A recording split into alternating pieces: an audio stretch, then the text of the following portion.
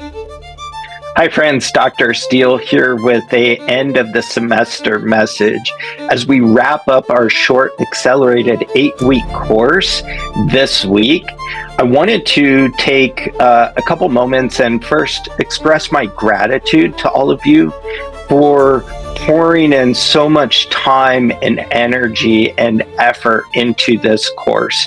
I was thoroughly impressed with the quality of the discussions, the speech assignments, everything that you put into this course. Like, it was extremely noteworthy. And so I'm thoroughly, impressed that we've had a successful semester.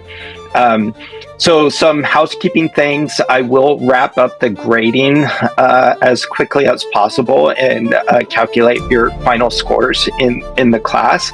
So, please be patient with that. Second of all, I wanted to, briefly touch on the 3 keys to success and kind of remind you how we started this semester. And then lastly, I wanted to talk about the 3 pillars to successful public speaking. So that going back to the 3 keys to success, at the beginning of the semester, I shared with you the video lecture on the 3 keys to success. And, through my own educational journey, going from a high school dropout, struggling through community college, figuring some things out, moving on to finishing my bachelor's degree, my master's degree, and eventually earning a PhD, the highest degree you can achieve in higher education. I've learned a few things along the way, and those things could be really boiled down to what makes someone successful. And if you were to ask me, Dr. Steele, what makes someone successful? Like, what are the distinguishing factors between someone who's successful and someone who's not? Now, obviously, there's a lot of, different ways that we can think about success and looking at maybe character and personality traits and the list goes on. But if you were to ask me, I would give you a simple answer that 3 things really set people apart. The first thing is individuals who have a strong sense of purpose in their lives, in their career, and in their relationships. So that first key is purpose, being able to have that clear direction and answer that why question. Why am I going to school? Why am I, taking a public speaking class that requires me to give a bunch of speeches? Like, why am I putting myself under this pressure? And, let's face it, college can be stressful. We're balancing so much, right? But those people who are successful know the reason why, right? The second key is developing a grit within our mindset, within our behaviors, within our lives. Grit is a variable studied by Angela Lee Duckworth, and she conceptualized grit as kind of this passion and perseverance for our long-term goals, not giving up on that big dream of ours or that long-term goal, like earning a college education, but it's systematically showing up each day and giving our best, even if our best looks different day to day, right? In my PhD studies, sometimes my best was just opening up my laptop and staring at a blank Word document, thinking about writing. That was all I could do that day. Some days I could, sit down and write, 10 pages of pure gold, right? That only happened once, just, for transparency's sake. So the point that we're getting at is that grit, having that perseverance and passion for long-term goals is the best predictor for success, right? It's not, societal factors. It's not, external things that are holding us back. What Angela Lee Duckworth research really shows is that, if there's a will, there's a way, right? And so, we have to have a strong sense of purpose. in order to develop that grit. Because if we don't have a strong sense of purpose of what we're doing or where we're going in life, then it's really hard to consistently show up and put in our best day in, day out for the long term. So really be intentional with our behavior, how we're pouring and investing our energy into the things that we're doing in life. After all, an education is an investment in ourselves, and we want a high return on that investment. You're pouring so much time and energy into this thing, you want to maximize what you gain from your education. So that brings us to the third key to success, which is to dream big, to allow ourselves to do scary things in life, right? For so long, I allowed fear, the fear of failure, the fear of rejection, the fear of maybe embarrassment, the fear of failure to hold me back from pursuing higher education, right? I never thought I was smart enough, being a high school dropout, I just thought I didn't belong in higher education. And that fear, that insecurity held me back so much through my higher educational journey. And so that, is something that I start to realize with successful people, is that they don't allow that fear, even if they do have that fear, they don't allow it to control their behavior. They still go out and take risks. They go out and they pursue that big dream that feels really intimidating. Now, granted, sometimes we see where we're at and the big dream that we have for our lives, and we see the difference. We see the discrepancies between maybe our skill set, our knowledge, and we're like, there's no way that I could get to that level, right? Just remind yourself, you don't need to do it all in one day, right? This is a journey. It took me about 14, 15 years to get through my undergrad, my master's, and a PhD, right? This isn't something that we, just do in one day and call it done, right? It's a process, and so sometimes living out our dream requires us to embrace that radical courage to pursue that big dream that's intimidating despite maybe the fear or the uncertainty or maybe the insecurities that we have in ourselves or in our abilities, right?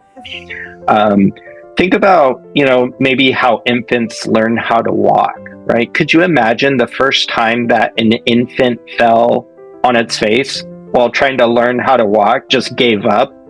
No, they pick themselves up, they try again, and they do that for weeks, months, until finally they figure out like, hey, I can walk. And then once they figure out how to walk, next thing you know, they're running around and there's no stopping them. They just keep running, right? So think about like you're chasing your dream like that. Like it's a process. There'll be setbacks, there'll be failures along the way, there'll be humbling moments along the way, right? But those are designed to make us stronger, to build us up, to allow us to be strategic, to assess, to reflect, and to do maybe implement new things that are more effective in achieving that big goal that we have or that big dream that we have. So 3 keys to success. Really focus on developing a strong sense of purpose for your studies, intentional relationships, purpose for the friends, the relationships that you pursue, and then also purpose and intentionality in the type of work and the career that you're striving to get into. So have purpose, start developing grit. We know grit is the best predictor to success. You don't need to be the smartest person in the room. You just need to show up consistently, right? And eventually, I'm living proof, eventually you'll get that PhD, right? Or, the thing that you're pursuing. And third, really live out those big dreams you have for your life. Don't settle for mediocrity, right? Even if your dreams scare you, like, chase them, right? Because at the end of the day, you're going to feel more fulfilled and satisfied in life. So now let's transition to kind of the content that you learned this semester in public speaking. Once again, if you were to ask me, Colin, how do I develop a successful speech? I would tell you, you need to focus on these three things, right? One, you need to develop a great idea that's, worth sharing, like something that's compelling, right? How do we develop great ideas?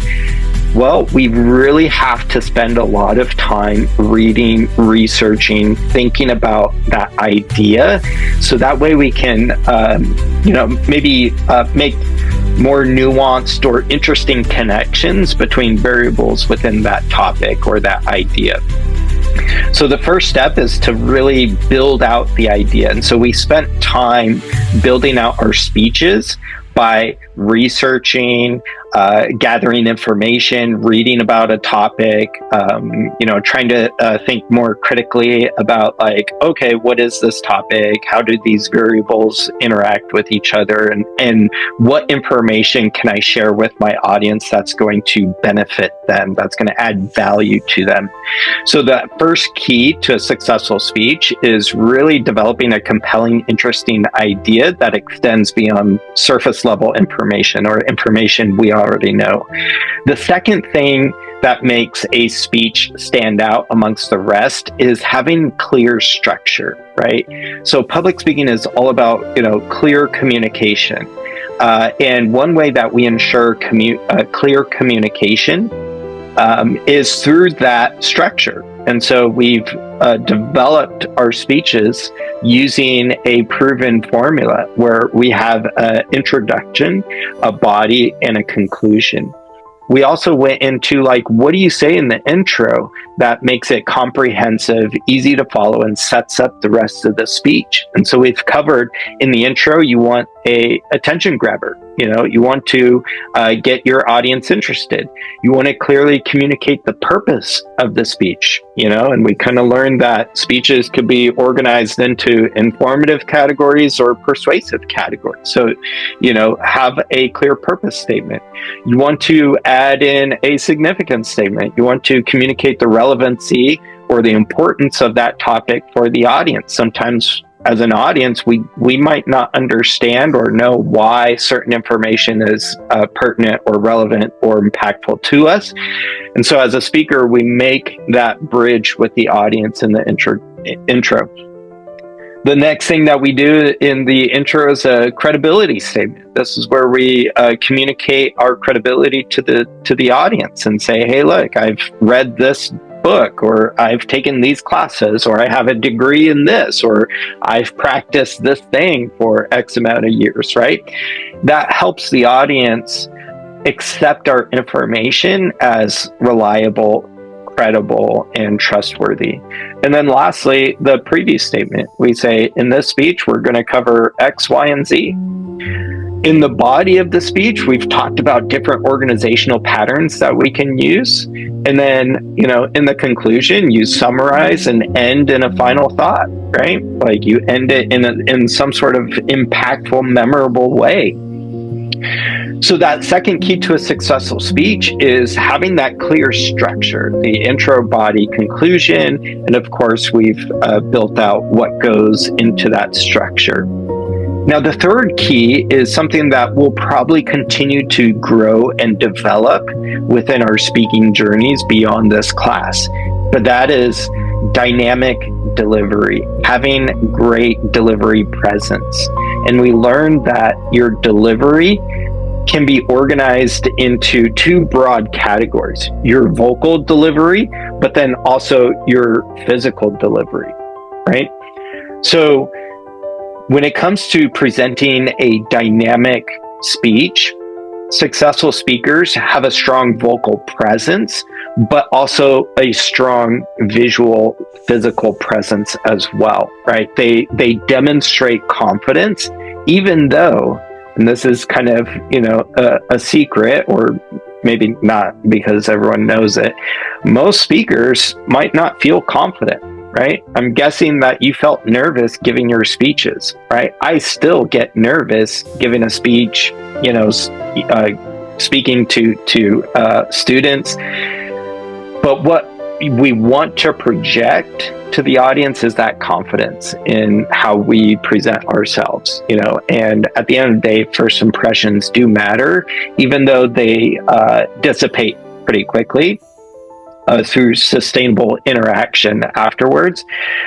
But successful speeches have a strong vocal and physical presence in their delivery. So as you wrap up the semester with your final speech, once again, I wanted to share with you just my deep gratitude for you, the effort that you put into this class. I wanted to remind you of the 3 keys to success. Have purpose, start developing grit, and really chase those big dreams you have for yourself.